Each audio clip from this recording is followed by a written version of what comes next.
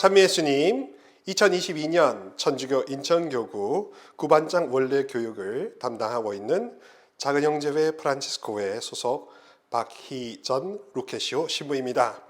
기도하는 가정, 변화되는 기쁨이라는 시리즈 주제를 갖고 올 한 해 구반장님들과 모든 인천교구 교우분들을 위하여 길라잡이 역할을 하고 있습니다. 부디 원래 교육을 통해서 여러분 모두에게 의미 있는 그런 정보도 드리고 또 동시에 어떤 삶에 적용할 수 있는 소스도 드리면서 그러면서 여러분들이 좀 더 편안해지고 좀 더 나은 그리스도인들이 되실 수 있는 실질적인 그런 디딤돌을 마련하시기를 진심으로 기도하고 축복드립니다. 오늘은 제2과 주님 안에서 맺는 혼인에 대해서 먼저 살펴보도록 하겠습니다. 가톨릭 혼인은 여러 가지 과제들이 많이 있습니다. 교회의 사제나 그 책임자들은 교육과 그러니까 계도의 문제가 있고요. 또 체계가 너무 복잡하거나 절차가 좀 멀기 때문에 많은 교우분들이 그것을 잘 모르시거나 혹은 그냥 건너뛰는 경우들도 많이 있습니다. 다원주의 영향으로 인해서 비신자, 비가톨릭 신자와 배우자가 되는 경우 그런 혼인도 굉장히 많지요. 그리고 그러다 보니까 교회의 권고에 따라서 어떤 가난 강좌나 그다음에 여러 가지 부모 학교나 이런 준비 과정을 생략한 채 바로 또 혼인에 진행하는 경우도 많습니다. 그 부작용으로 인해서 막상 혼인을 했는데 신혼여행을 갔다 온 후에는 싸우겠다 혹은 이혼하겠다라고 이런 식으로 다투는 그런 젊은 커플들도 종종 일어나고 실제로 이혼을 하는 경우도 있다고 하는 그런 이야기를 들은 적이 있습니다. 그만큼 뭔가 절차에 따라서 차분히 진행할 필요가 있을 텐데 혼인을 바로 진행해서 여러 가지로 이렇게 누락이 발생하기도 합니다. 교회법에서 또 말하는 혼인장애, 조당도 본인도 모르게 걸려 있는 경우도 상당히 많습니다. 본당에서 보좌를 했을 때 많은 교우들이 면담을 하지 않는 이유 중에 거의 다수는 이런 혼인장애 문제로 찾아오시지 않습니까?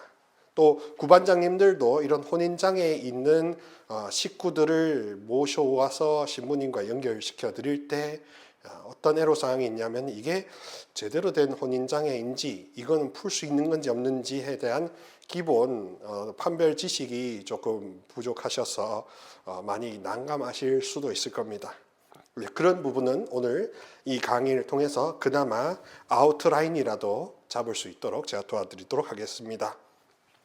구반장님들께서는 현재 혼인 생활의 상태 파악과 혹시 모를 혼인장애 상태도 파악하실 필요가 반드시 있을 것입니다.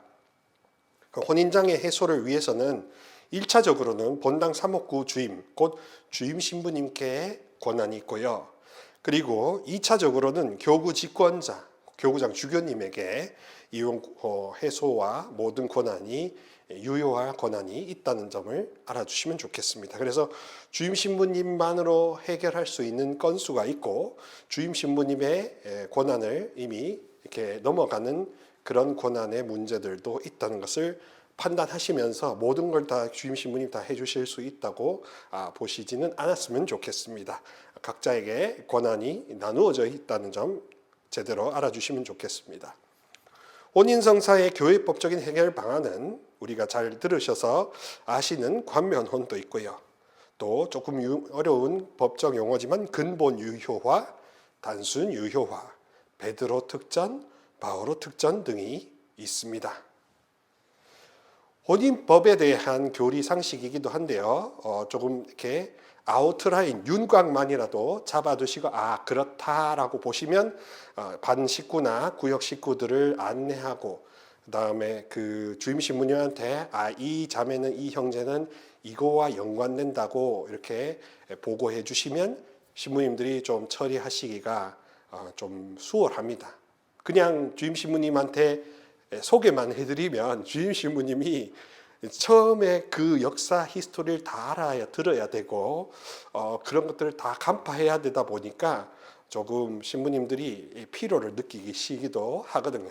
그러니 협력해 주시는 우리 구반장님들께서 그 개요만이라도 좀 알아주시면 주임 신부님한테 이러한 차원에서 이게 필요하지 않을까, 제 개인적으로는 그렇게 봅니다 라고 말씀해 주시면 주임 신부님이 굉장히 흐뭇해 하시며 구반장님들을 아주 고마워 하시지 않을까 싶습니다. 관면혼이라는 대표적인 혼인법과 관련된 유효화가 있습니다. 비신자 배우자가 신자 배우자와 신앙생활 동의를 허락을 해야 하고요.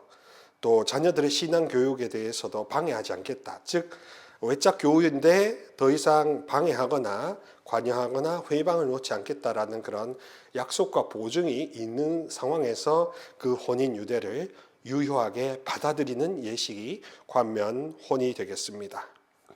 근본 유효화는 교회법적으로 무효이지만 계속 부부로 살아가기를 원하는 경우에 근본 유효화를 한다는 겁니다.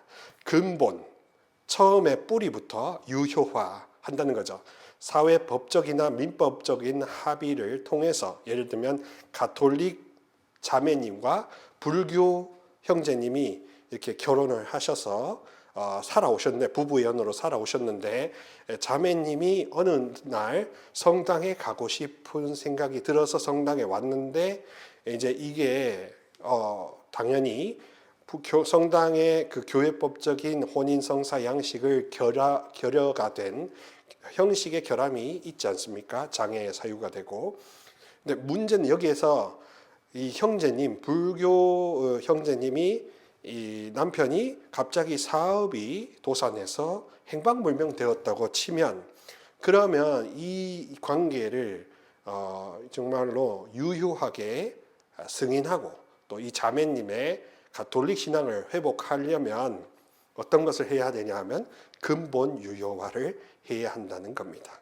그런 식으로 근본 유효화는 교구장 주교님에게 권한이 있고 주로 교구 법원을 통해서 이 유효화가 진행이 되기 때문에 절차가 좀 상당히 복잡합니다. 주임 신부님께서 서류를 꾸미고 여러 가지 해가지고 교구 법원에 제출해서 교구 법원의 판사 신부님이나 이런 담당하시는 교회법 전공하신 신부님들의 판결을 통해서 최종적으로 유효화가 되기 때문에 그렇습니다. 그리고 단순 유효화라는 또 유효화의 다른 파트가 있는데요.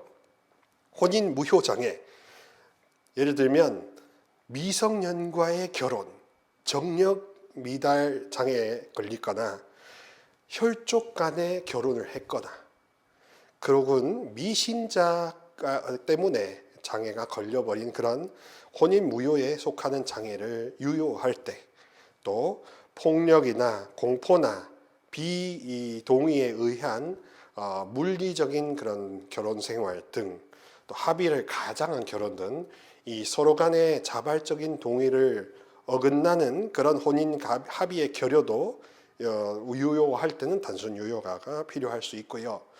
또 전례상의 혼인 없이 민법상 혼인 신고만 한 혼인 등 이런 형식의 결함이 있을 때, 그것이 단순히 조금 경미해 보일 때는 주임 신부님께서 이것을 단순 유효화로 혼인을 합의를 유효화 시킬 수도 있습니다.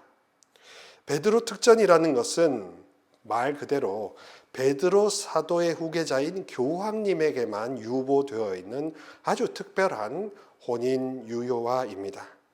비신앙적인 신앙의 혜택을 위해서 주어지는 특전이고요. 교회의 권한에 속한다고 할 수 있겠습니다. 주로 선교적인 관점에서 유보됩니다. 예를 들면 일부 다처제의 선교지 국가에서 이 혼인 관계를 어떻게 풀 것인가, 이런 정책은 바로 교황님에게 유보가 되어 있죠. 그래서 함부로 그것을 건드리지 않는 게 특징입니다. 오직 교황님, 베드로 사도의 후계자에게만 해당이 되는 그런 혼인 특전이 바로 베드로 특전이 되겠습니다. 한국 사회에서는 또 많이 나타나는 게 바로 바오로 특전입니다. 최초 비신자 간의 혼인 합의 후에 한쪽이 세례를 받았으나 다른 한쪽이 혼인 유대를 이제 거부하는 겁니다. 세례 받았기 때문에 거부하는 겁니다. 그리고 배우자를 이제 떠난다고 하는 겁니다. 그런 경우에는 세례를 받은 배우자의 신앙을 교회가 지켜주고자 그 혼인 유대를 무효화해버리고 새로운 유대로 인도할 수 있게 해주는 그런 특전이 되겠습니다. 그게 바로 바오로 특전입니다. 비신자 간 혼인, 장애 없는 자유 혼인, 한쪽 세례를 받고 배우자가 떠날 때 그런 이런 조건들이 맞춰졌을 때 바오로 특전이라는 것을 활용해서 새로운 유대를 맺을 수가 있습니다.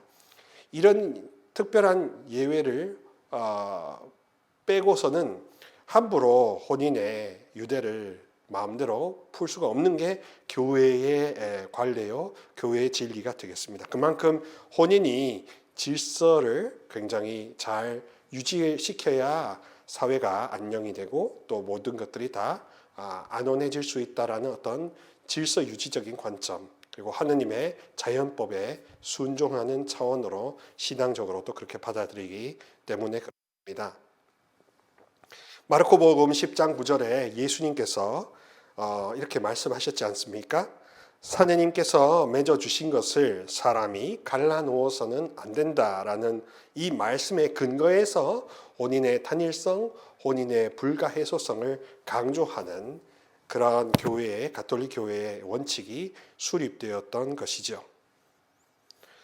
또 사랑의 기쁨 242양 교재에 나왔듯이 자신이 겪은 불의를 용서하는 것이 쉽지는 않지만 은총이 있다면 이 길이 가능하게 될 것이다 라고 함으로써 사람은 갈라지고 싶어하고 사람은 혼인 유대를 해소하고 싶어하지만 하느님의 은총이 사랑의 신비가 우리를 덮으면 그것이 불가능한 것이 가능하게 변화될 수 있다라는 그 변화의 기쁨이 바로 우리 신앙이 줄 수 있는 유익함이 아니겠습니까?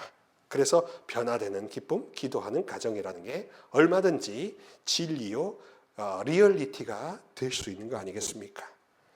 자, 그런 차원에서 혼인을 저주나 방해나 혹은 요즘 젊은이들은 혼밥, 혼라이프, 혼커피 이런 식으로 나홀로 살려고 하는 경우가 많을 겁니다.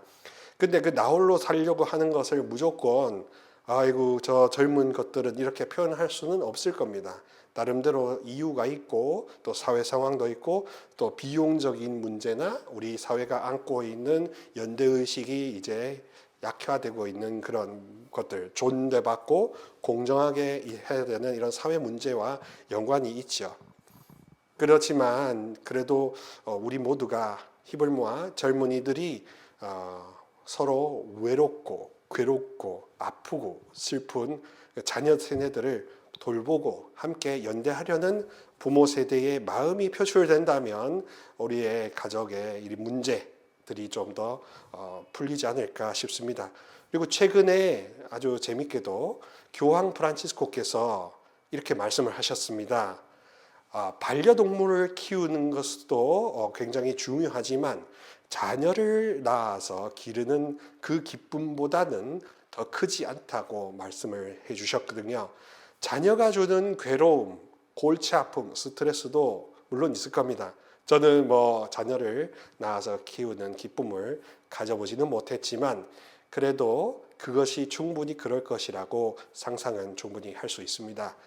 제 상상이 미치는 범위 안에서 가정에서 자녀가 출산이 되고 태어나고 식구가 늘어가는 그 기쁨만큼 사람을 행복하게 해주는 게 없다는 것도 사실 그렇지 않습니까?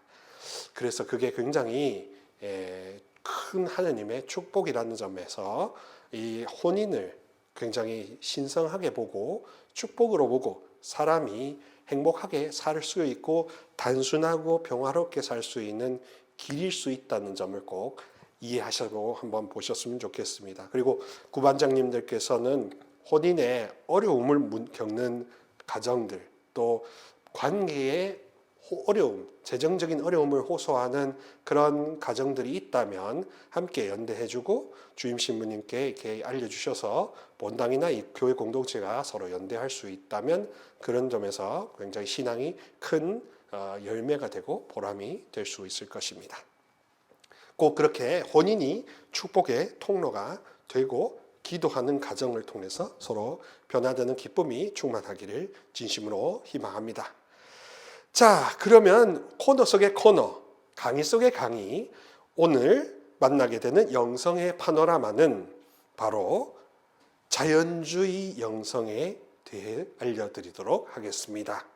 제가 이렇게 말씀드리는 이유는 바로 우리 정신철 요한세례자 주교님의 3억 방향에 따라서 기도가 다양하고 각자에게 맞는 기도 방법을 찾자라는 취지에 부합하고자 이런 영성의 장르들을 소개해 드리는 것입니다. 이 영성의 장르를 이해하심으로써 이 장르에 해당이 되는 일관된 모든 말, 몸짓, 삶, 이 모든 것들이 다 기도가 될 수 있다는 차원으로 기도의 지경을 넓혀드리는 게 목적이라는 점 생각해 주셨으면 좋겠습니다. 기도의 방법이 중요한 것이 아니라 기도의 목적과 기도의 대상이 중요하다는 점을 더 명료하게 알아차릴 수 있도록 최선을 다해 도와드리도록 하겠습니다. 자연주의는 무엇이냐 하면 하느님이 지으신 삼라 만상에 둘러싸여서 그분을 구하는 법을 배우는 영성을 말하는 겁니다. 피조물은 하느님의 거울이다 라고 표현하는 것입니다. 하느님의 현존을 똑똑히 선포한다고 합니다. 저희 수도회의 보나벤투라 성인은 학자이고 추기경이셨는데 그 추기경이신 보나벤투라 성인이 말씀하시기를 성경은 제1의 책이요 자연은 제2의 책이다 라고 말씀을 하셨습니다. 그런 식으로 세상을 하느님의 집, 하느님의 창조 세계로 펼치고 하느님 창조주를 비추는 거울이라고 생각하면 그러면 우리가 굳이 이 좁은 공간 안에 매일 것이 아니라 우리의 일상이 하느님의 거처가 될 수 있는 정도로 이 외연이 굉장히 확장될 수가 있는 것입니다. 프란치스칸 영성을 자연주의 영성의 대표 아이콘으로 말씀을 많이 하십니다. 그 왜 그럴까요? 그거는 프란치스코가 말하고 생각하는 이 사고방식과 프란치스코의 길이 자연주의 영성을 잘 대변하고 있기 때문입니다. 프란치스코의 영성을 프란치스칸 영성이라고 하는데 프란치스칸 영성의 특징은 이렇습니다. 마음이 가난한 사람들, 곧 순수한 사람들이 되는 것입니다. 마음이 가난하다 할 때 그 마음의 가난은 순수를 의미합니다. 우스갯소리로 저희 프란치스코 회를 빗대어서 가난한데 실제로는 가난하지 않다. 돈이 많고 그다음에 땅이 많은 수도회다라고 그렇게 우스갯소리로 이야기하시는데요. 실제로는 여러 가지로 그렇지는 않습니다. 그리고 그 가난을 이야기할 때 가난의 본질적인 의미는 내 영혼 안에 내가 소유로 내가 점유하고 있는 것을 되돌려드리는 차원을 이야기합니다. 그래서 자유를 갈망하는 영성이 프란치스칸 영성입니다. 성 프란치스코는 죄악을 이렇게 표현합니다. 자기 의지를 자기 것으로 소유하는 것이 원죄요 최고의 악이었다라고 표현하는 겁니다. 그래서 구원과 해방은 예수님을 따라 가난하고 겸손해지면서 이 모든 것을 완전히 아버지께 100% 환원해 드리는 그 투쟁의 길을 걷는 게 가난의 영성, 겸손의 길이라고 하셨습니다. 그래서 그것이 낳은 최고의 열매는 순수한 사람이 되는 것이지요. 여러분, 순진한 사람은 다 속고 다 이렇게 빼먹고 그리고 또 빠뜨리는 그런 사람이 순진한 사람이 되겠죠. 근데 순수한 사람은 순수하고 명료해짐으로써 상대의 속임수와 어두움의 여러 가지 기술을 간파할 수 있는 높은 신적 지혜를 얻을 수가 있는 사람이 되는 겁니다. 그러니 가난해진다는 것이 결코 다 알거지가 되는 것이 아니라 가난해지고 겸손해지고 순수한다는 것은 사실 모든 사람들을 간파하면서 정말로 속지 않고 손해보지 않을 수 있는 그런 안전하고 완전한 길로 갈 수 있다는 혜택을 자녀로서 누리는 길을 이야기하는 겁니다. 그러니 이 겸손하고 가난하다는 것이 당장은 손해를 보는 것 같고 당장은 잃어버리는 루저가 되는 것 같지만, 패배자가 되는 것 같지만 최후에는 승리자, 위너가 되는 것이 바로 장점이라고 하겠습니다. 세상에서 출세하고 성공하려고 했던 프란시스코의 그 명예욕을, 하나님 이름을 드높이는 영광을 드러내려고 하는 식으로 이것을 치환했을 때 프란시스코가 높여졌던 것을 기억하시면 좋은 어떤 사례가 될 것입니다. 그래서 지금 위너가 될 것이냐, 지금 루저가 될 것이냐, 지금 내가 지고 있더라도 마지막에는 내가 승리자, 위너가 될 것이냐, 그런 것들이 인생의 최고의 결단 아니겠습니까? 그런 차원에서 프란치스카는 순수한 영혼, 가난하고 예수님을 닮은 영혼, 아버지를 그렇게 헌신적으로 사랑하는 영성이 되는 겁니다. 자연주의 영성이라는 것은 또 하나의 자연 속의 신비주의를 추구하는 거라고 해서 신비주의의 한 갈래라고 보실 수 있습니다.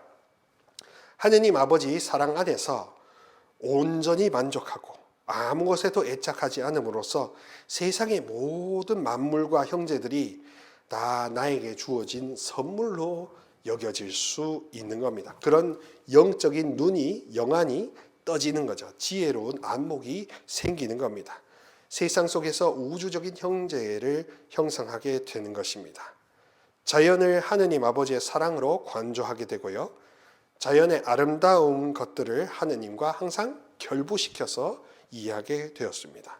산천초목 모두 이렇게 다닐 때마다 이 모든 하나의 작은 들풀과 꽃도 창조주와 연결시켜서 생각하면 그 꽃이 하나의 소리가 되고 또 아버지의 말씀이 된다라는 이런 지혜로운 안목이 형성되는 것이 바로 자연주의 영성이라고 하겠습니다. 형님인 태양, 누님인 달, 늑대 형제, 종달새 형제, 그리고 우리 육신의 몸을 당나귀 형제라고 표현함으로써 모든 것을 상징적으로 표현했지만 그것이 그렇게 형제라고 표현될 수 있었던 이유는, 누님이라고 표현될 수 있을 이유는 바로 한 하느님 아버지를 섬겼기 때문에 형제, 누님이라고 표현할 수 있었던 것이죠. 주의사항은 이것을 샤머니즘이나 어떤 범신론으로 이해하면 나무는 나무신이 있고 돌은 돌신이 있고 저기는 산신이 있고 이렇게 이해하면 안 되는 거고요. 그것과 완전히 반대의 길로 가는 겁니다. 만물 안에 하느님의 말씀을 뚫어지게 들으려고 바라보고 있었죠. 그리고 모든 것을 다 창조주와 결부시켜서 이렇게 생각하고 파악하고 거기에 잠기는 그 능력을 말씀을 하는 거였습니다. 피조물로 인하여 하느님 아버지에 대해서 내적인 사랑의 성령이 이렇게 끊임없이 불타오르는 것을 바로 자연주의 영성이라고 하겠습니다. 그러니까 자연을 보호한다는 것이 그냥 단순히 환경단체 그린피스와 같은 그런 류의 환경보호 운동으로 있는 것이 아니라 창조주의 선물로 보기 때문에 창조주를 사랑하는 만큼이 크기 때문에 그것에 비례해서 그것들을 귀하게 여길 줄 아는 지혜로운 안목이 생기는 것을 바로 자연주의 영성이라고 하겠습니다. 그러니 환경보호라는 것이 교회 안에서 그저 환경보호라는 캐치프레이즈로 남는 것이 아니라 내면으로 보실 때는 사실 창조주에 대한 불타는 사랑이 함께 나아가게 되는 것을 이야기합니다. 생태 영성이란 것도 그냥 환경보호, 쓰레기 줄이기, EM 쓰기 이런 차원이 있는 것만 아니라 그것을 하려고 하는 내적 동인이 바로 불타는 성령의 사랑이기 때문에, 창조주를 그렇게 갈망하는 그 영적 갈망 때문에 함부로 해롭게 할 수 없다라는 절제심이 바로 바탕에 있는 것이라고 말씀드리고 싶습니다. 새들에게 설교라는 가장 유명한 그림입니다. 이태리의 아시시의 대성당, 프란치스코 대성당에 가면, 상부 성당에 가면 프레스코 벽화가 있는데 그 벽화 중에 하나가 바로 새들에게 대한 설교입니다. 보시다시피 프란치스코가 고개를 이렇게 숙이고 있고, 새들이 날아와서 프란치스코의 설교를 들으려고 하는 이 모습을 볼 때 여기에 나타나는 우주론적인 영성, 자연주의 영성이 굉장히 뚜렷하게 파악이 될 수 있습니다.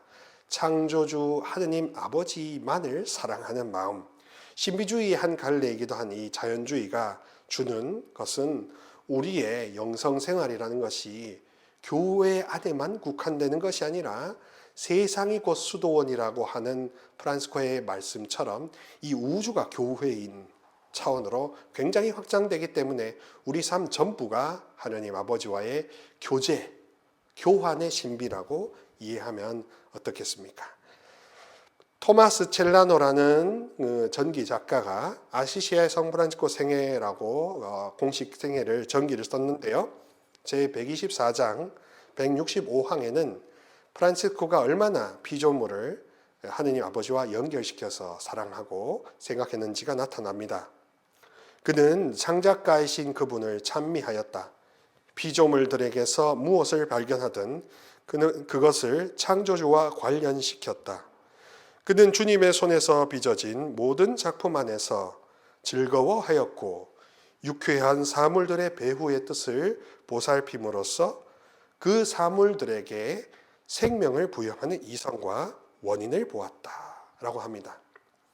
부처님의 말씀 안에는 부처님도 불교에서도 이 유관이 있고요, 법안이 있고 해안이 있다고 합니다. 즉 사물을 바라보는 내 심령의 이해의 경지가 그냥 육신의 눈이냐 아니면 이 모든 것을 움직이는 법의 눈이냐 지혜의 눈이냐 이런 식으로 안목이 바뀌는 것을 해탈 깨달음이라고 하였는데, 프란치스칸들에 의하면 이 모든 것 안에 하느님을 바라보고 하느님 아버지의 사랑을 느낄 수 있을 정도의 그 안목은 영적인 안목, 영안이라고, 지혜의 눈이라고 하는 겁니다.